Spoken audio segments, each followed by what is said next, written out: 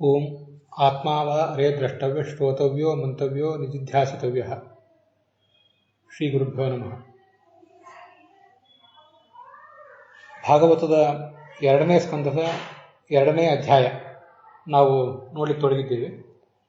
ಅಲ್ಲಿ ನಾವೀಗ ನೋಡಬೇಕಾಗಿರುವ ಶ್ಲೋಕದ ಅರ್ಥ 20ನೆಯ ಶ್ಲೋಕದ್ದು. ಈಗಾಗಲೇ ಕೆಲವು ಶ್ಲೋಕಗಳ ಅರ್ಥಗಳನ್ನು ನಾವು ನೋಡಿ ಮುಗಿಸಿದ್ದೇವೆ. ಅಲ್ಲಿ ಸರಳವಾದ ಅರ್ಥವನ್ನು ನೋಡಿದ ಬಳಿಕ ವ್ಯಾಖ್ಯಾನದ ಅಂಶಗಳನ್ನು ಇವತ್ತು ನೋಡಬೇಕಾಗಿದೆ.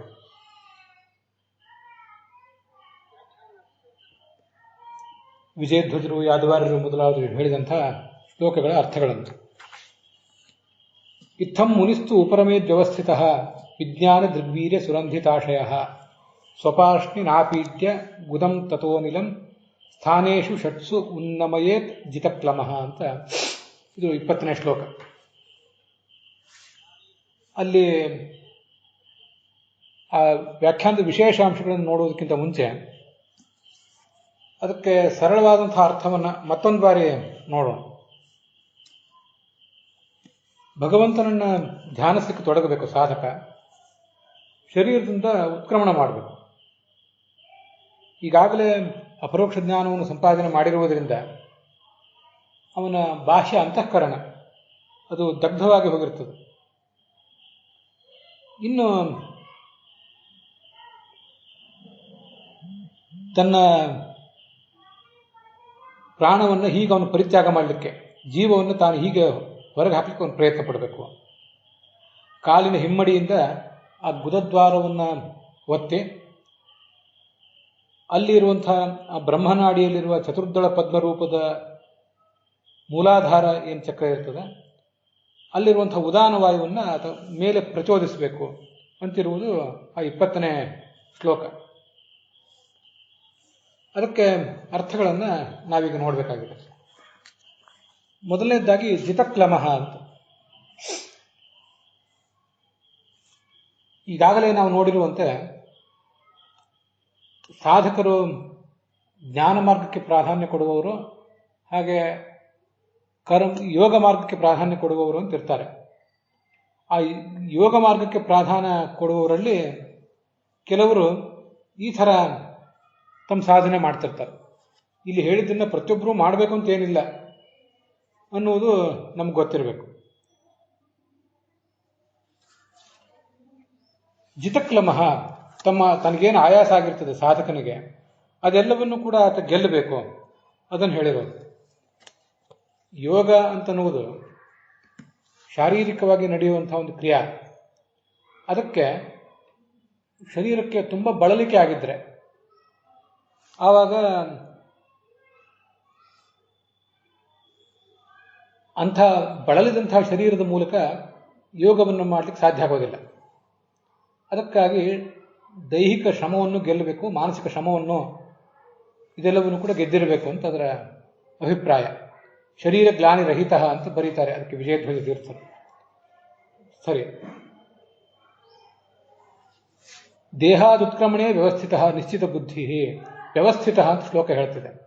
ವ್ಯವಸ್ಥಿತ ಅಂದರೆ ದೇಹದಿಂದ ನಾನೀಗ ಹೊರಗೆ ಹೋಗಬೇಕು ಅಂತ ಅವನು ತೀರ್ಮಾನ ಮಾಡಿರಬೇಕು ಅಂತ ಅದಕ್ಕೆ ಅಭಿಪ್ರಾಯ. ಇದು ಎಂಥ ಅದ್ಭುತವಾದ ಸಂಗತಿ ಅಂದರೆ, ನಾವು ಮನೆಯಿಂದ ಬೇಕಾದಾಗ ಹೊರಗೆ ಹೋಗ್ತೇವೆ, ಮತ್ತು ಬೇಕಾದಾಗ ನಮ್ಮ ಮನೆಯೊಳಗೆ ಬರ್ತೇವೆ. ಆದರೆ ಒಂದು ವೇಳೆ ಏನಾದರೂ ದಣಿವಾಗಿದ್ದರೆ, ಅಥವಾ ನಾವು ರೋಗಗ್ರಸ್ತರಾಗಿದ್ದರೆ, ಶಯ್ಯಾಗ್ರಸ್ತರಾಗಿದ್ದರೆ, ಬೆಡ್ ರಿಡನ್ ಆಗಿದ್ದರೆ, ನಮಗೆ ಮನೆಯಿಂದ ಬೇಕಾದಾಗ ಹೊರಗೆ ಬರುವುದು, ಒಳಗೆ ಹೋಗುವುದು ಇವೆಲ್ಲ ಸಾಧ್ಯ ಆಗೋದಿಲ್ಲ. ಅಷ್ಟು ಬಿಟ್ಟರೆ ಸಣ್ಣ ಮಗುವಿನಿಂದ ಹಿಡಿದು ಪ್ರತಿಯೊಬ್ಬರಿಗೂ ಕೂಡ ಶರೀರದಿಂದ ಹೊರಗೆ ಹೋಗುವುದು, ಶರೀರದ ಒಳಗೆ ಬರುವುದು ಇದೆಲ್ಲವೂ ಕೂಡ ತುಂಬ ಸುಲಭವಾಗಿರ್ತದೆ. ಅಷ್ಟು ಸುಲಭವಾಗಿ ಸಾಧಕನಾದವನು ತನ್ನ ಜೀವವನ್ನು, ಅಂದರೆ ತನ್ನನ್ನೇ, ದೇಹ ಅನ್ನುವುದು ನನ್ನದು ಅಷ್ಟೇ, ನಾನು ದೇಹ ಅಲ್ಲ, ನಾನು ಈ ದೇಹದೊಳಗಿದ್ದೇನೆ, ಮನೆಯೊಳಗೆ ವ್ಯಕ್ತಿ ಇದ್ದಂತೆ ಅವನು ಹೀಗೆ ಹೊರಗೆ ಕರ್ಕೊಂಡು ಬರ್ತಾನೆ. ತನ್ನನ್ನು ತಾನು ಬೇಕಾದಾಗ ಹೊರಗೆ ಕರ್ಕೊಂಡು ಹೋಗುವಂಥ ಶಕ್ತಿ ಅವನಿಗೆ ಬಂದಿರ್ತದೆ.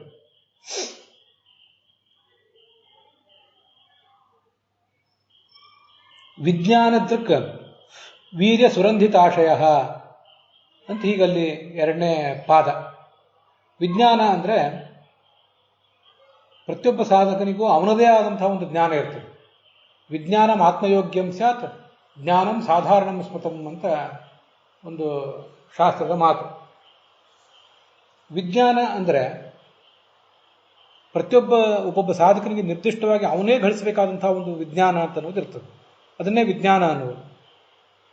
ಜ್ಞಾನಂ ಸಾಧಾರಣಂ ಸ್ಮೃತಂ, ನಾವು ನೀವು ಮತ್ತೊಬ್ಬರು ಇನ್ನೊಬ್ಬರು ಹೀಗೆ ಎಲ್ಲರೂ ಗಳಿಸಬೇಕಾದಂಥದ್ದನ್ನು ಜ್ಞಾನ ಅಂತಾರೆ.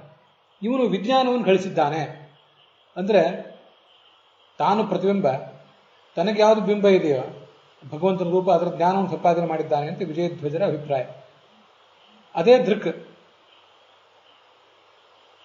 ಅದರ ಶಕ್ತಿಯಿಂದ, ವೀರ್ಯ ಅಂದರೆ ಶಕ್ತಿ, ಅದರ ಮೂಲಕ ಆಶಯ ಅಂದರೆ ಬಾಹ್ಯಾಂತಃಕರಣ, ಅದನ್ನು ಅವನು ಈಗಾಗಲೇ ನಷ್ಟ ಮಾಡ್ಕೊಂಡು ಬಿಟ್ಟಿದ್ದಾನೆ. ನಷ್ಟ ಮಾಡಿಕೊಂಡು ಬಿಡುವುದು ಅಂದರೆ ಪೂರ್ಣವಾಗಿ ಅದು ಹೋಗಿಲ್ಲ, ಮುಂದೆ ಅದು ಆ ವಿಷಯ ಬರೋದಿದೆ. ಮುಕ್ತಿಗೆ ಹೋಗುವವರೆಗೂ ಆ ಒಂದು ಬಾಹ್ಯ ಅಂತಃಕರಣ ಆತನ ಜೊತೆಗೆ ಇದ್ದೇ ಇರ್ತದೆ. ಈ ಬಾಹ್ಯ ಅಂತಃಕರಣ, ಸ್ವರೂಪ ಅಂತಃಕರಣ, ಇದ್ರ ಬಗ್ಗೆ ಒಂದಿಷ್ಟು ವಿಷಯಗಳನ್ನು ನಾವೀಗ ನೋಡಬೇಕು. ಮೊದಲು ನಮಗೆ 5 ಕರ್ಮೇಂದ್ರಿಯ ಇದೆ, 5 ಜ್ಞಾನೇಂದ್ರಿಯಗಳಿವೆ. ಆ 10 ಇಂದ್ರಿಯಗಳನ್ನು ಒಟ್ಟಾಗಿ ನಿಯಂತ್ರಿಸುವಂಥದ್ದು ಈ ಮನಸ್ಸು. ಆ ಮನಸ್ಸನ್ನೇ ನಾವು ಬಾಹ್ಯ ಅಂತಃಕರಣ ಅಂತ ಹೇಳೋದು. ಇದು ಈ ಜೀವ ಅನಾದಿ, ಆತನಿಗೆ ಲಿಂಗದೇಹವು ಕೂಡ ಅನಾದಿ ಕಾಲದಿಂದ ಇದೆ. ಈ ಇಂಥ ಜಡವಾದ ಶರೀರವು ಕೂಡ ಅನಾದಿ ಕಾಲದಿಂದ ಆತನ ಜೊತೆಗೆ ಇದ್ದೇ ಇರ್ತದೆ. ಇದಲ್ಲದೆ ಸ್ವರೂಪಭೂತವಾದಂಥ ಮನಸ್ಸು ಒಂದಿರ್ತದೆ. ಸ್ವರೂಪಭೂತವಾದಂಥ ಮನಸ್ಸು ಆತನಿಗೆ ಮುಕ್ತಿ ಬರುವಾಗ ಓಪನ್ ಆಗ್ತದೆ, ತೆರೆದುಕೊಳ್ತದೆ. ಈ ಜಡವಾದಂಥ ಮನಸ್ಸು ಮುಕ್ತಿ ಬರೆಯುವವರೆಗೂ ಇದ್ದು ಮುಂದೆ ಆತನ್ನು ತೊರೆದು ಅದು ಹೊರಟೋಗ್ತದೆ. ಈಗಿಲ್ಲಿ ಹೇಳ್ತಿರುವುದು ಆ ಜಡವಾದ ಮನಸ್ಸು, ಸ್ವರೂಪಭೂತವಾದ ಮನಸ್ಸಲ್ಲ ಇದು. ಈ ಜಡವಾದ ಮನಸ್ಸು ಒಂದು ರೀತಿ ನಾವು ಆಧುನಿಕ ಭಾಷೆಯಲ್ಲಿ ಹೇಳುವುದಾದರೆ ಕಂಪ್ಯೂಟರ್ ಇದ್ದಂತೆ. ಕಂಪ್ಯೂಟರ್ನಲ್ಲಿ, ಗಣಕಯಂತ್ರದಲ್ಲಿ ನಮಗೆ ಬೇಕಾದಂಥ ಎಲ್ಲ ಮಾಹಿತಿಗಳನ್ನು ನಾವು ಹಾಕಿರ್ತೇವೆ. ಒಬ್ಬ ಚೇತನನಾದವನೇ ತನಗೇನೇನು ಬೇಕೋ ಆ ರೀತಿಯಾಗಿ ಆ ಗಣಕಯಂತ್ರವನ್ನು ಸಿದ್ಧ ಮಾಡಿಕೊಂಡಿರ್ತಾನೆ. ಮತ್ತು ಅದರ ಸಹಾಯದಿಂದ ಅವ್ರು ಕೆಲಸ ಮಾಡ್ತಾ ಹೋಗ್ತಾನೆ. ಒಬ್ಬ ಚೇತನನ ಬುದ್ಧಿವಂತಿಕೆ ಇಲ್ಲದೆ ಹೋದರೆ ಗಣಕಯಂತ್ರ ಏನೂ ಕೆಲಸ ಮಾಡೋದಿಲ್ಲ. ಒಬ್ಬ ಚೇತನನಾದವನು ಮೊದಲು ಅದನ್ನು ತಯಾರು ಮಾಡಬೇಕು, ಮತ್ತು ಮೇಲಿದ ಮೇಲೆ ಅದನ್ನು ಅವನು ಅಪ್ಡೇಟ್ ಮಾಡ್ತಿರ್ಬೇಕು, ಅಪ್ಗ್ರೇಡ್ ಮಾಡ್ತಿರ್ಬೇಕು. ಹಾಗಿದ್ದಾಗ ಅದು ಆತನಿಗೆ ಎಲ್ಲ ರೀತಿಯಾದಂಥ ಸಹಕಾರವನ್ನು ಕೊಡ್ತದೆ. ಬೇಕಾದಾಗ ಅವನಿಗೆ ಕೆಲಸಗಳನ್ನು ಸುಲಭವಾಗಿ ಮಾಡಲಿಕ್ಕೆ ಅನುಕೂಲ ಆಗುವಂತೆ ಅವನಿಗೆ ಸಹಾಯಕವಾಗಿರ್ತದೆ. ಅಂತೂ ಅದಕ್ಕೆ ಬಂದಿರುವಂತಹ ಒಂದು ಜ್ಞಾನ ಏನಿದೆ ಅಥವಾ ಚೇತನದಿಂದಲೇ ಬಂದದ್ದು. ಹಾಗೆ ನಮ್ಮ ಜಡವಾದ ಮನಸ್ಸು ಕೂಡ ಒಂದು ಕಂಪ್ಯೂಟರ್ ಇದ್ದಾಗ ಮಾತ್ರ, ಅದಕ್ಕೆ ಸ್ವಯಂ ಶಕ್ತಿ ಇಲ್ಲ, ಜಡ ಆದ್ದರಿಂದ. ಅದಕ್ಕೆ ಈ ಆತ್ಮನ ಶಕ್ತಿಯಿಂದಲೇ, ಆತ್ಮನ ಚೈತನ್ಯವೇ, ಪರಮಾತ್ಮ ನಮಗೇನೋ ಒಂದು ಚೈತನ್ಯವನ್ನು ಕೊಟ್ಟಿದ್ದಾನೆ, ಆ ಚೈತನ್ಯವೇ ಮನಸ್ಸಿನಲ್ಲೂ ಕೂಡ ಕೆಲಸ ಮಾಡಬೇಕು. ಮನಸ್ಸು ಮತ್ತು ಆತ್ಮ ಎರಡೂ ಕೂಡ ಒಟ್ಟಿಗೆ ಇರುವುದರಿಂದ, ಹೃದಯದಲ್ಲಿರುವುದರಿಂದ, ಅನಾದಿ ಕಾಲದಿಂದಲೂ ಒಟ್ಟಿಗೆ ಇವೆ, ಮುಕ್ತಿಗೆ ಹೋಗುವ ತನಕವೂ ಒಟ್ಟಿಗೆ ಇರುವುದರಿಂದ ಜೀವನಲ್ಲಿ ಇರುವಂಥ ಚೈತನ್ಯ, ಜ್ಞಾನಶಕ್ತಿ ಅದು ಮನಸ್ಸಿಗೂ ಸಂಕ್ರಾಂತ ಆಗಿರ್ತದೆ ಅಷ್ಟೇ. ಅಷ್ಟು ಬಿಟ್ಟರೆ ಅದಕ್ಕೆ ಸ್ವಯಂ ಬೇರೆ ಶಕ್ತಿ ಅಂತ ಅನ್ನೋದು ಇರೋದಿಲ್ಲ. ಇದು ನಮಗೆ ಗೊತ್ತಿರಬೇಕು. ಇಂಥ ಬಾಹ್ಯ ಅಂತಃಕರಣ ಅಂತನ್ನೋದು ಹೆಚ್ಚು ಕಡಿಮೆ ನಷ್ಟ ಆಗಿ ಹೋಗಿದೆ ಅವನಿಗೆ. ಇಲ್ಲಿ ವಿಜ್ಞಾನ ದೃಗ್ವೀರ್ಯ ಅಂತ ಬಂದಿದೆಯಲ್ಲ, ಈ ವಿಜ್ಞಾನ ಅಂದರೆ ಆಯಾ ಸಾಧಕನು ತನಗೆ ಬೇಕಾದಂಥ ಬಿಂಬಜ್ಞಾನ ಏನು ಗಳಿಸಿರ್ತಾನೆ ಅದನ್ನಂತ ನಾವು ಅರ್ಥ ಹೇಳಿದ್ವಿ. ಅದಲ್ಲದೆ ಮತ್ತೊಂದು ಅರ್ಥ ಹೇಳ್ಬೋದು. ವಿಜ್ಞಾನ ಅಂದರೆ ಸ್ವಯಂ ಬ್ರಹ್ಮ, ವಿಜ್ಞಾನಂ ಬ್ರಹ್ಮೇತಿ ವಿಜಾನಾತ್ ಅಂತ ತೈತರಿಯ ಉಪನಿಷತ್ತಿನಲ್ಲಿದೆ. ಅದರಿಂದ ವಿಜ್ಞಾನ ಅಂದರೆ ಸ್ವಯಂ ಪರಮಾತ್ಮ. ಅಂಥ ವಿಜ್ಞಾನ ಸ್ವರೂಪನಾದ ಆ ಬ್ರಹ್ಮನ ಒಂದು ಜ್ಞಾನ, ಆ ಜ್ಞಾನದ ವೀರ್ಯ ಅಂದರೆ ಶಕ್ತಿ. ಶಕ್ತಿಯ ಮೂಲಕ ಅವನು ಎಲ್ಲ ಕೆಲಸಗಳನ್ನು ಮಾಡಲಿಕ್ಕೆ ಸಾಧ್ಯ ಆಗ್ತದೆ ಅಂತ ಅದರ ಅರ್ಥ.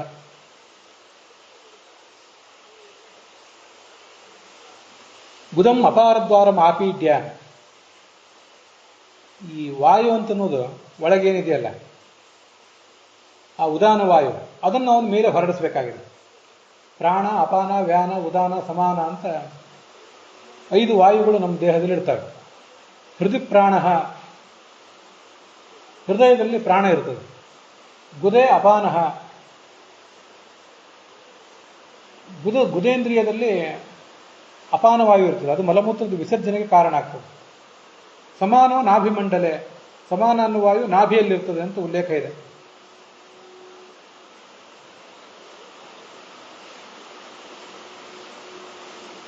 ಉದಾನ ಕಂಠದೇಶಸ್ಥ, ವ್ಯಾನ ಸರ್ವಶರೀರಕ. ಉದಾನ ಅನ್ನೋದು ಕಂಠದೇಶದಲ್ಲಿ ಇರ್ತದೆ ಸಾಮಾನ್ಯವಾಗಿ. ವ್ಯಾನ ಅನ್ನೋದು ಸರ್ವ ಶರೀರದಲ್ಲಿ ಕೂಡ ಇರ್ತದೆ ಅಂತ 5 ಪ್ರಾಣಗಳ ಒಂದು ವರ್ಣನೆ ಬೇರೆ ಬೇರೆ ಶಾಸ್ತ್ರಗಳಲ್ಲಿ ಕೇಳಿ ಬರ್ತದೆ.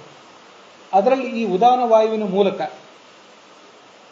ಸ್ವಪಾಷ್ಟಿನ ಆಪೀಡ್ಯ ಗುದಂ ತತಃ ಅನಿಲಂ ಅಂತಿದೆಯಲ್ಲ, ಅನಿಲ ಅಂದರೆ ವಾಯು. ಯಾವ ವಾಯು ಅದು ಅಂದರೆ ಪ್ರಾಣಾಪಾನ ಇತ್ಯಾದಿ ವಾಯುಗಳಲ್ಲ, ಹೊರತು ಈ ಉದಾನ ವಾಯು. ಆ ಉದಾನ ವಾಯುವನ್ನು ಅಲ್ಲಿಂದ ಏಳಿಸ್ಬೇಕು, ಅವನು ಎಬ್ಬಿಸಬೇಕು. ಅಲ್ಲಿ ಒತ್ತಡ ಹಾಕಿದರೆ ಆ ಉದಾನ ವಾಯು ತನ್ನ ಕೆಲಸವನ್ನು ಮಾಡಲಿಕ್ಕೆ ತೊಡಗ್ತದೆ ಅಂತ ಅದರ ತಾತ್ಪರ್ಯ. ಗುದಂ ಅಪಾನದ್ವಾರ ಆಪೀಟ್ಯ ತತಃ ಅಪಾನದ್ವಾರ ನಿರೋಧಾನಂತರಂ. ಈ ಅಪಾನದ ದ್ವಾರ ಅದು ಮುಚ್ಚಲ್ಪಟ್ಟಾದ ಮೇಲೆ ಮೂಲಾಧಾರ ಅಂತ ಅಲ್ಲೇನಿದೆ, ಆ ಮೂಲಾಧಾರ ಅಂತ ಅನ್ನೋದು ಚತುರ್ದಳ ಪದ್ಮ, 4 ದಳಗಳುಳ್ಳಂಥ ಒಂದು ಕಮಲ. ಅದು ಅಲ್ಲಿಂದ ಈ ಅನಿಲವನ್ನು, ವಾಯುವನ್ನು ಉತ್ಥಾಪ್ಯ ಎಬ್ಬಿಸಿ ಮುಂದೆ ಅದನ್ನು ಮೇಲಕ್ಕೆ ತಗೊಂಡು ಹೋಗಬೇಕು. ಸ್ಥಾನೇಶು ಷಟ್ಸು ಉನ್ನಮಯೇ, 6 ಸ್ಥಾನಗಳಲ್ಲಿ ಅದನ್ನು ಮೇಲೆ ಎಬ್ಬಿಸಬೇಕು ಅಂತ ಬಂದಿದೆ. ಯಾವುವು 6 ಸ್ಥಾನಗಳು? ನಾಭಿ ಅಂದರೆ ಹೊಕ್ಕಳು, ಹೃದಯ, ತಾಲು ಒಂದು ಕಿರುನಾಲಿಗೆ, ತಾಲು ಮೂಲ ಅಂದರೆ ಕಿರುನಾಲಿಗೆ, ಮತ್ತು ಭ್ರೂಮಧ್ಯ 2 ಹುಬ್ಬುಗಳ ನಡುವೆ, ಮತ್ತು ತಲೆ. ಹೀಗೆ 6 ಸ್ಥಾನಗಳಲ್ಲಿ ಆ ಉದಾನ ವಾಯುವನ್ನು ಮೇಲೆ ತಗೊಂಡು ಹೋಗಬೇಕು ಅಂತ ಅದರ ತಾತ್ಪರ್ಯ. ವ್ಯವಸ್ಥಿತ ಅಂದರೆ ವಿಜಯಧ್ವಜರ ಅರ್ಥ ಬರೆದಿದ್ರು ಪ್ರಾಣತ್ಯಾಗ ಮಾಡಬೇಕು ಅಂತ ತೀರ್ಮಾನಿಸಿದವನು. ಯಾದವಾರರು ಬರೀತಾರೆ ವ್ಯವಸ್ಥಿತ ಅಂದರೆ ಭಗವಂತನಲ್ಲೇ ಯಾವತ್ತೂ ಕೂಡ ಗಾಢವಾದ ಮನಸ್ಸಿದ್ದವನು ಅಂತ ಅರ್ಥ. ವಿ ಅಂತನ್ನೋದು ಕೂಡ ಭಗವಂತನಿಗೆ ವಾಚಕವಾದದ್ದು. ಅಕಾಯ ಪ್ರವಿ ಸಂಭೂಮ ಸಕಹಾಹ ವಿಷ್ಣುವಾಚಕಾಹ ಅಂತ ಬೃಹದಾರಣ್ಯಕ ಉಪನಿಷತ್ತಿನಲ್ಲಿ ಒಂದು ಕೋಶ ಹೇಳ್ತಾರೆ ಆಚಾರ್ಯ. ಅಕಾಯ ಪ್ರವಿ ಮೊದಲಾದ ಏಕಾಕ್ಷರಗಳೆಲ್ಲವೂ ಕೂಡ ಭಗವಂತನಿಗೆ ವಾಚಕ. ಹಾಗಾಗಿ ವಿ ಅಂದರೆ ಭಗವಂತ, ವೌ ಅವಸ್ಥಿತ. ಅಂಥ ಭಗವಂತನಲ್ಲಿ ವ್ಯವಸ್ಥಿತನಾದವನು ಆಗಿ ಮನಸ್ಸನ್ನಿಟ್ಟು ದೇಹದಿಂದ ಹೊರಗೆ ಬರಬೇಕು. ವಿಜ್ಞಾನ ರೂಪ ದೃಕ್, ವಿಜ್ಞಾನ ಅಂದರೆ ಅವನು ಗಳಿಸಿದಂಥ ಜ್ಞಾನ, ಅದು ಗೊತ್ತಿದ್ದೇ ಇದೆ, ತನಗೆ ಬಂದಂಥ ಅಪರೋಕ್ಷ ಜ್ಞಾನ.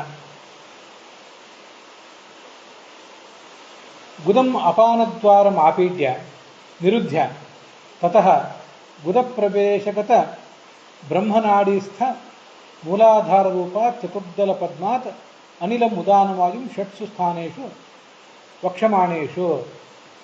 ಇದು ಯಾದವಾರರು ಬರೆಯುವಂಥ ಅರ್ಥ. ಈ ಗುದದ್ವಾರವನ್ನು ಒತ್ತಿ ಹಿಡಿದಾದ ಮೇಲೆ ಅಲ್ಲಿ ಆ ಗುದ ಪ್ರದೇಶದಲ್ಲಿ ಬ್ರಹ್ಮನಾಡಿ ಅಂತ ಒಂದಿದೆ. ಆ ಬ್ರಹ್ಮನಾಡಿಯಲ್ಲೇ ಆ ಗುದ ಪ್ರದೇಶದಲ್ಲಿ ಮೂಲಾಧಾರ ಅನ್ನುವಂಥ ಒಂದು ಚಕ್ರ ಇದೆ. ಮೂಲಾಧಾರ ಎಂಬುದು ಅದನ್ನೇ ಚತುರ್ದಳ ಪದ್ಮ, 4 ದಳದ ಒಂದು ಪದ್ಮ, ಅದೇ ಮೂಲಾಧಾರ. ಅಲ್ಲಿಂದ ಆ ಉದಾನ ವಾಯುವನ್ನು ಮೇಲಿನ 6 ಸ್ಥಾನಗಳಿಗೆ ಪ್ರೇರಿಸಬೇಕು. ಇದು ಅವನು ಮಾಡಬೇಕಾದಂಥ ಸಾಧನೆ. ಸಾಧಕ ಮಾಡಬೇಕಾದದ್ದು ಹೀಗೆ.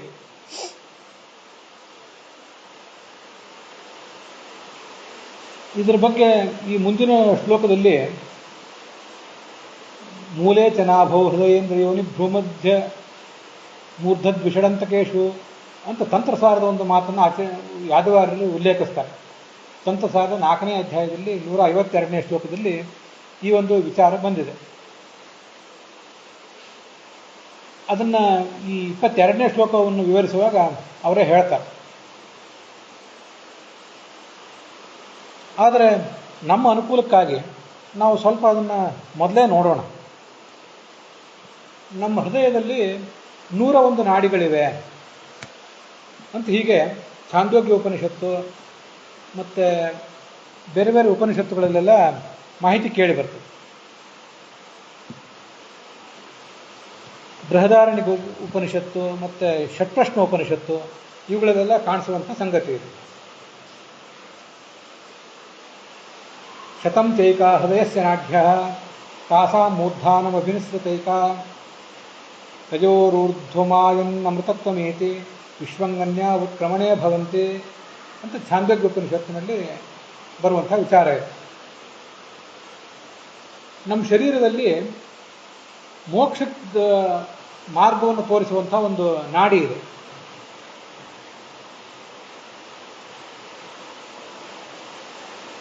ಆ ನಾಡಿ ಇದೆ ಅಂತ ಅನ್ನೋದಕ್ಕೆ ಇದೊಂದು ಪ್ರಮಾಣ. ಪರಮಾತ್ಮ ವಾಸ ಮಾಡಿಕೊಂಡಿದ್ದಾನಲ್ಲಿ ಹೃದಯದಲ್ಲಿ ಒಟ್ಟು 101 ನಾಡಿಗಳಿವೆ. ಅದರಲ್ಲಿ ಒಂದು ಈ ನಾಡಿ ತಾಸಾನ ಮೂರ್ಧಾನ ಅಭಿನಿಸೈಕ ಸುಷುಮ್ನಾ ನಾಡಿ ಅಂತ ಅದಕ್ಕೆ ಹೆಸರು. ಅದಕ್ಕೆ ಬ್ರಹ್ಮನಾಡಿ ಅಂತ ಕೂಡ ಹೇಳ್ತಾರೆ. ನಾವು ಅದನ್ನು ಮುಂದೆ ನೋಡೋಣ. ಅದು ನಮ್ಮ ಗುದದ್ವಾರದಿಂದ ಪ್ರಾರಂಭಿಸಿ ನಮ್ಮ ತಲೆಯವರೆಗೂ ಆ ನಾಡಿ ಇದೆ. ಸುಷುಮ್ನಾ ನಾಡಿ ಬ್ರಹ್ಮನಾಡಿ ಅಂತ ಅದನ್ನೇ ಹೇಳ್ತಾರೆ. ಆ ನಾಡಿಯ ಮೂಲಕನೇ ಯಾರು ಜ್ಞಾನಿಯಾದವನು ಊರ್ಧ್ವಲೋಕಕ್ಕೆ ಹೋಗ್ತಾನೆ ಅವನು ಮೋಕ್ಷವನ್ನು ಪಡೀತಾನೆ. ಇತರ ನಾಡಿಗಳೇನಿವೆ ಆ ಮೂಲಕ ಏನಾದರೂ ಜೀವ ಹೊರಗೆ ಹೋದರೆ ಅದರಿಂದ ಮುಕ್ತಿ ಸಿಗೋದಿಲ್ಲ, ಬೇರೆ ಬೇರೆ ಲೋಕಗಳಿಗೆ ಹೋಗ್ಬೋದಷ್ಟೆ.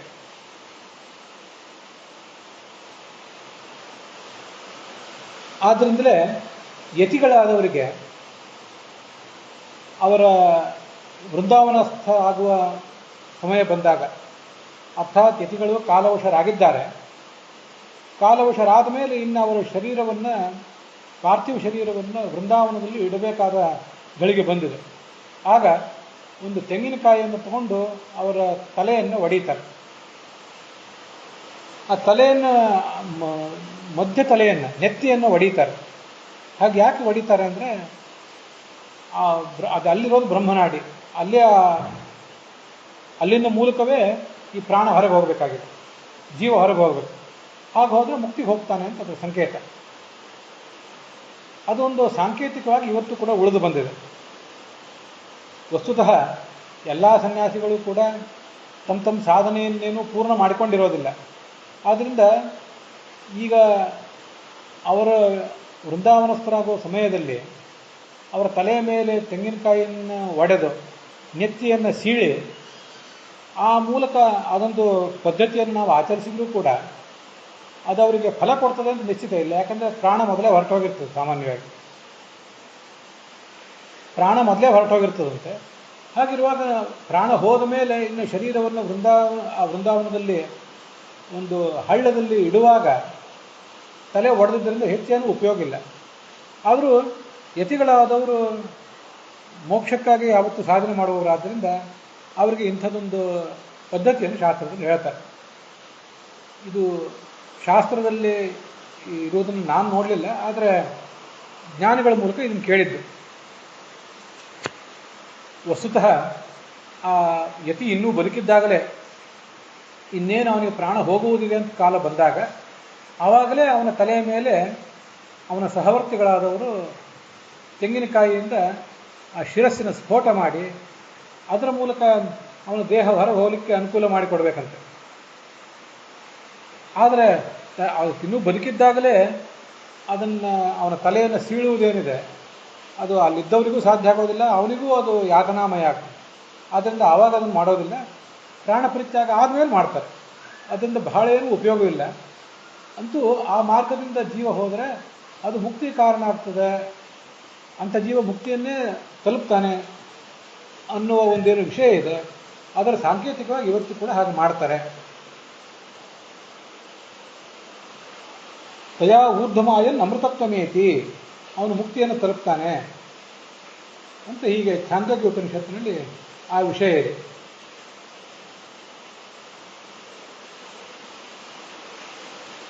ಅಲ್ಲಿ ನಾವೀಗೇನು ನಾಡಿ ಅಂತ ನೋಡಿದ್ವಲ್ಲ, ಬ್ರಹ್ಮನಾಡಿ ಅಂತ. ಬ್ರಹ್ಮನಾಡಿ ಕೆಲವು ಕಡೆ ಬ್ರಹ್ಮನಾಡಿ ಅಂತ ಹೆಸರು ಬರ್ತದೆ, ಇನ್ನು ಕೆಲವು ಕಡೆ ಸುಷುಮ್ನಾ ನಾಡಿ ಅಂತ ಹೆಸರು ಬರ್ತದೆ. ಆ ತಂತ್ರಸಾರದ 4ನೇ ಅಧ್ಯಾಯದ 150, 152ನೇ ಶ್ಲೋಕ, ಇಲ್ಲಿ ಎಲ್ಲ ಕಡೆಯೂ ಕೂಡ ಅದರ ಬಗ್ಗೆ ಸಾಕಷ್ಟು ವಿವರಗಳಿವೆ. ಅದನ್ನು ಯಾದವಾರ್ಯರು 22ನೇ ಶ್ಲೋಕವನ್ನು ವಿವರಿಸುವಾಗ ತಮ್ಮ ವ್ಯಾಖ್ಯಾನದಲ್ಲಿ ಮೂಲೆ ಜನಾಭೌ ಹೃದಯೇಂದ್ರ ಯೋನಿ ಭೂಮಧ್ಯ ಮೂರ್ಧದ್ವಿಷರಂತಕೇಶು ಚತುಷ್ಷಡಷ್ಟದ್ವಿಷ ಕದಲೇಶು ಪದ್ಮೇಶು ಸಿತಾರುಣೇಶು ಅಂತ ಉಲ್ಲೇಖ ಮಾಡಿದ. ಅವೆಲ್ಲವೂ ತಂತ್ರಸಾರದ ಶ್ಲೋಕಗಳೇ. ಅದಕ್ಕೇನರ್ಥ ಅನ್ನೋದನ್ನು ಈಗ ನೋಡಬೇಕು. ಮೂಲಾಧಾರಂ ಸಮಾರಭ್ಯ, ಇದು 150ನೇ ಶ್ಲೋಕ ತಂತ್ರಸಾರದಲ್ಲಿ. ಮೂಲಾಧಾರ ಅಂದರೆ ನಮ್ಮ ಬುಧದ್ವಾರ ಏನಿದೆ ಅಲ್ಲಿಂದ ಆರಂಭ ಮಾಡಿಕೊಂಡು ಆ ಮೂರ್ಧಾನಂ ನೆತ್ತಿಯವರೆಗೆ ಒಂದು ನಾಡಿ ಇದೆ, ಮಧ್ಯೆ ನೆತ್ತ ನಡುವಿದೆ. ಅದು ಸುಷುಮ್ನಾ ವಿಜ್ಞೇಯ, ಅದನ್ನೇ ಸುಷುಮ್ನಾ ಅಂತ ಹೇಳ್ತಾರೆ. ಇಲ್ಲಿ ಮುಂದೆ ಅದನ್ನು ಬ್ರಹ್ಮನಾಡಿ ಅಂತ ಹೇಳ್ತಾರೆ. ಈಗ ನಾವು 21, 22ನೇ ಶ್ಲೋಕಗಳ ಭಾಗವತ ತಾತ್ಪರ್ಯವನ್ನು ಇನ್ನೇನು ನೋಡಬೇಕಾಗಿದೆ. ಅಲ್ಲಿ ಉದಾನೋ ಬ್ರಹ್ಮನಾಡಿಗಃ ಅಂತ ಹೀಗೆ ವರ್ಣನೆ ಮಾಡ್ತಾರೆ. ಸುಷುಮ್ನಾ ನಾಡಿಗೆ ಬ್ರಹ್ಮನಾಡಿ ಅಂತ ಹೆಸರು. ಅಲ್ಲಿ ಒಂದು ಸ್ವಲ್ಪ ವ್ಯತ್ಯಾಸ ಇದೆ, ಅದು ನಿನ್ನ ಮುಂದೆ ಹೇಳ್ತೇನೆ. ಆ ಸುಷುಮ್ನಾ ನಾಡಿ ತಾನು ಒಂದೇ ಇಲ್ಲ, ಅದಕ್ಕೂ 5 ಪ್ರಭೇದಗಳಿವೆ. ಮಧ್ಯೆ ಸುಷುಮ್ನಾ ವಿಜ್ಞೇಯ ವಜ್ರಿಕಾರ್ಯಾವಭಾಸಿನಿ ವೈದ್ಯುತ ಬ್ರಹ್ಮನಾಡಿ ಇತಿ ಶೈವ ಪಂಚಪ್ರಭೇದಿನಿ ಅಂತ. ಈ ಸುಷುಮ್ನಾ ನಾಡಿಗೆ ವಜ್ರಿಕ, ಆರ್ಯ, ಅವಭಾಸಿನಿ ಮತ್ತು ವೈದ್ಯುತ ಅಂತ 4 ನಾಡಿಗಳಿವೆ, 4 ದಿಕ್ಕುಗಳಲ್ಲಿ. ಮಧ್ಯದಲ್ಲಿ ಬ್ರಹ್ಮನಾಡಿ ಅಂತಿದೆ. ಆ ಬ್ರಹ್ಮನಾಡಿಯ ಮೂಲಕವೇ ಈ ಜೀವ ಹೋಗಬೇಕಾಗುತ್ತೆ. ಅದನ್ನೇ ಉದಾನೋ ಬ್ರಹ್ಮನಾಡಿಗ ಅಂತ ಭಾಗವತ ತಾತ್ಪರ್ಯದಲ್ಲಿ 21, 22ನೇ ಶ್ಲೋಕದಲ್ಲಿ ವರ್ಣನೆ ಮಾಡಿರೋದು. ಸುಷುಮ್ನಾ ನಾಡಿ ಅಂತನ್ನೋದು 5ಕ್ಕೂ ಸೇರಿಸಿ ಹೆಸರು. ಅದರಲ್ಲಿ ನಟ್ಟು ನಡುವೆ ಇರುವಂಥದ್ದು ಬ್ರಹ್ಮನಾಡಿ. ಆ ಬ್ರಹ್ಮನಾಡಿಯ ಮೂಲಕವೇ, ಇನ್ನು ವಿಶಾಲವಾಗಿ ತಗೊಳ್ಳುವುದಾದರೆ ಸುಷುಮ್ನಾ ನಾಡಿಯ ಮೂಲಕವೇ ಜೀವ ಹೊರಗೆ ಹೋಗಬೇಕಾಗಿದೆ ಅಂತ ಈ ಥರದ 5 ಪ್ರಭೇದಗಳಿವೆ. ಆ ಬ್ರಹ್ಮನಾಡಿಯಲ್ಲಿ ಕೆಂಪು ಬಣ್ಣದ ನಾರಾಯಣ ಇದ್ದಾನೆ ಅಂತ ವರ್ಣನೆ ಮಾಡ್ತಾರೆ. ಲೋಹಿತಶ್ಚಾತ್ರ ಹೀಗೆ ಪ್ರದ್ಯುಮ್ನಾದಿ ಸ್ವರೂಪೇಣ ಇದ್ದಾನೆ. ಬ್ರಹ್ಮನಾಡಿಯಲ್ಲಿ ನಾರಾಯಣ ಇರ್ತಾನೆ. ಅವನೇ ಈ ಜೀವ ಈ ದೇಹವನ್ನು ಬಿಟ್ಟು ಹೊರಗೆ ಹೋಗುವಾಗ ಆತನಿಗೆ ಸಹವರ್ತಿ ಆಗಿರ್ತಾನೆ ಅಂತ ನಾವು ತಿಳ್ಕೊಳ್ಬಹುದು. ಇದ್ರ ಮುಂದೆ ಬರುವುದು ಮೂಲೇ ಜನಾಭೌ ಹೃದಯೇಂದ್ರ ಯೋನಿ ಅಂತ ಯಾದವಾರ್ಯರು ಉದ್ಧರಿಸಿರುವಂಥ ಶ್ಲೋಕ. ಅದಕ್ಕೆ ಅರ್ಥ ಏನು ಅಂದರೆ, ಮೂಲಾಧಾರ ಏನಿದೆ ಬುಧದ್ವಾರದಲ್ಲಿ, ಅಲ್ಲಿ 4 ದಳದ ತಾವರೆ ಕಮಲ ಇದೆ. ನಾಭಿಯಲ್ಲಿ 6 ದಳದ ತಾವರೆ ಇದೆ. ಹೃದಯದಲ್ಲಿ 8 ದಳದ ಪದ್ಮ ಇದೆ. ಕಂಠದಲ್ಲಿ 2 ಎಸಳಿನ ದಳಗಳ ಪದ್ಮವಿದೆ. ಹಾಗೆ ಹುಬ್ಬುಗಳ ನಡುವೆ 4 ದಳಗಳ ಪದ್ಮವಿದೆ. ನೆತ್ತಿಯಲ್ಲಿ 12 ಅಂಗುಳ ಎತ್ತರದಲ್ಲಿ, ನೆತ್ತಿಯಿಂದ ಮೇಲೆ ಅದು, ಅಲ್ಲಿ 12 ಅಂಗುಲ ಎತ್ತರದಲ್ಲಿ, ಸುಮಾರು 1 ಅಡಿ ಎತ್ತರದ ಮೇಲೆ 12 ಎಸಳಿನ ತಾವರೆ ಇದೆ ಅಂತ. ಹೀಗೆ 6 ಕಮಲಗಳಲ್ಲಿ ಆ ಭಗವಂತ ಇರ್ತಾನೆ. ಇದನ್ನೇ ಎಲ್ಲವನ್ನು ಕೂಡ ದಾಟಬೇಕಾಗಿರೋದು. ವ್ಯಾಖ್ಯಾನಗಳಲ್ಲಿ ಅದನ್ನೇ ಹೇಳಿರೋದು. ಮೂಲಾಧಾರ, ನಾಭಿ, ಹೃದಯ, ಕಾಲು ಮೂಲ ಮತ್ತು ಭೂಮಧ್ಯ, ಹಾಗೆ ಮೂರ್ಧ ಅಂತ ಇಷ್ಟು ವರ್ಣನೆ ಮಾಡಿರೋದು ಅದನ್ನೇ. ನಾವು ಇಲ್ಲೊಂದು ವಿಚಾರ ಗಮನಿಸಬೇಕು. ನಮ್ಮ ದೇಹ, ನಾವು ಸುಮಾರು 5.5 ಅಡಿ ಎತ್ತರ ಇದ್ದರೆ, ನಮ್ಮ ದೇಶದ ಸರಾಸರಿ ಎತ್ತರದ ಬಗ್ಗೆ ನಾನೀಗ ಹೇಳಿದೆ. 5.5 ಅಡಿ ಎತ್ತರ ಇದ್ದರೆ ನಮ್ಮ ವ್ಯಕ್ತಿತ್ವ ಅಲ್ಲಿಗೆ ಮುಗಿಯೋದಿಲ್ಲ. ನಮ್ಮ ಭೌತ ವ್ಯಕ್ತಿತ್ವ ಇದು ಪಾರ್ಥಿವ ಕಳೆಯವರ, ಇದು 5.5 ಅಡಿ ಎತ್ತರದ್ದು. ನಮ್ಮ ತಲೆಯ ಮೇಲಿನಿಂದ ಮತ್ತೆ 1 ಅಡಿವರೆಗೆ ನಮ್ಮ ವ್ಯಕ್ತಿತ್ವ ಹಬ್ಬಿಕೊಂಡಿರ್ತದೆ. ಅಲ್ಲಿ ನಮಗೆ ಸಂಬಂಧ, ನಮ್ಮ ತಲೆಯ ಮೇಲಿಂದ 1 ಅಡಿ ಎತ್ತರದಲ್ಲಿ ನಮಗೆ ಸಂಬಂಧಪಟ್ಟಂತಹ ಆ ಬ್ರಹ್ಮನಾಡಿ ಅನ್ನೋದು ಇರ್ತದೆ. ಹೀಗೆ ನಮ್ಮ ಶರೀರದ ಉದ್ದಕ್ಕೂ ಕೂಡ, ನಮ್ಮ ಶರೀರದ ಮೇಲೆ, ಶರೀರದ ಎಡ ಬಲ ಮುಂದೆ ಹಿಂದೆ ಒಂದು ಕಾಂತಿಯ ಪ್ರಭೆಯ ಆವರಣ ಇರ್ತದೆ. ಅದು ಆ ಮೂಲಾಧಾರ ಅಂತ ಅನ್ನೋದು ಹೀಗೆ ತಲೆಯ ಮೇಲಿಂದ 12 ಇಂಚು 12 ಅಂಗುಳದ ಎತ್ತರದಲ್ಲಿ ಇರ್ತದೆ. ಇದನ್ನೇ ದೊಡ್ಡ ದೊಡ್ಡ ಜ್ಞಾನಿಗಳು ಮೊದಲಾದವರಿಗೆ ತಲೆಯ ಸುತ್ತಲೂ ಒಂದು ಪ್ರಭಾವಳಿಯನ್ನು ತೋರಿಸಿರ್ತಾರೆ. ಅಂತಹ ಪ್ರಭಾವಳಿ ಅನ್ನುವುದು ನಮಗೆಲ್ಲರಿಗೂ ಕೂಡ ಇದ್ದೇ ಇರ್ತದಂತ. ಅವರವ್ರ ಯೋಗ್ಯತೆ ಹೇಗಾಗೋ ಹಾಗಾಗಿ ಇರ್ತದೆ ಆ ಪ್ರಭಾವಳಿ. ಅಂತೂ ನೆತ್ತಿಯಲ್ಲೇ ಆ ಬ್ರಹ್ಮನಾಡಿ, ನೆತ್ತಿಯಲ್ಲೇ ಆ ಕೊನೆಯ ಚಕ್ರ ಇರುವುದಲ್ಲ, ಅದನ್ನು ದಾಟಿ ಇದೆ ಆ ಚಕ್ರ. 12 ಇಂಚು ಎತ್ತರದಲ್ಲಿ ಆ ಒಂದು 12 ದಳದ ಒಂದು ಕಮಲ ಇರ್ತದೆ ಅಂತ ಹೀಗೆ ಅದರ ಬಗ್ಗೆ ಶಾಸ್ತ್ರದಲ್ಲಿ ವರ್ಣನೆ ಮಾಡ್ತಾರೆ. ಅಲ್ಲಿಂದ ಹೀಗೆ ಆ ದಾರಿಯಲ್ಲೇ ಅವನು ಕರ್ಕೊಂಡು ಹೋಗಬೇಕಾಗಿರೋದು ಆ ಜೀವನನ್ನು. ಜೀವ ತಾನು ಸಾಗಬೇಕಾಗಿರುವಂತಹ ಒಂದು ಮಾರ್ಗ ಅದು. ಹೀಗೆ 20ನೇ ಶ್ಲೋಕದ ವಿವರವನ್ನು ಇವತ್ತು ನಾವು ನೋಡಿದ್ದೇವೆ. ಇನ್ನು ಮುಂದಿನ ಭಾಗದಲ್ಲಿ ನಾವು 21 ಮತ್ತು 22ನೇ ಶ್ಲೋಕದ ವಿವರಗಳನ್ನು ಕೂಡ ನೋಡಬೇಕಾಗಿದೆ. ಇವತ್ತು ತಂತ್ರಸಾರದಲ್ಲಿ ಬಂದಿರುವಂತಹ ವಿಷಯವನ್ನು ಮತ್ತು ಛಾಂದೋಗ್ಯ ಉಪನಿಷತ್ತಲ್ಲಿ ಬಂದಿರುವುದನ್ನು ನೋಡಿದ್ದೀವಿ. ಷಟ್ಪ್ರಶ್ನೋಪನಿಷತ್ತಲ್ಲಿ ಬಂದಿರುವಂತಹ ವಿಚಾರ ಮುಂದೆ 21, 22ನೇ ಶ್ಲೋಕಗಳ ವಿವರದಲ್ಲಿ ನಮಗೆ ಸಿಗೋದಿದೆ. ಅಲ್ಲಿಗೆ ಇವತ್ತಿನ ಈ ಭಾಗ ಸಮಾಪ್ತವಾಗಿದೆ. ಹುಸಿಯನಾಡಿ ಹೊಟ್ಟೆ ಹೊರೆವ ವಿಷಯದಲ್ಲಿ ರಸಿಕನೆಂದು ಹುಸಿಗೆ ಹಾಕಿದರೆ ಹೃಷಿಕೇಶನೆ ಈಶನಿನ್ನ ಚರಣ ಭಜನೆ ಆಸೆಯಿಂದ ಮಾಡುವ ದೋಷ ರಾಶಿ ನಾಶ ಮಾಡು ಶ್ರೀಶಕೇಶವ. ಶ್ರೀಕೃಷ್ಣಾರ್ಪಣ.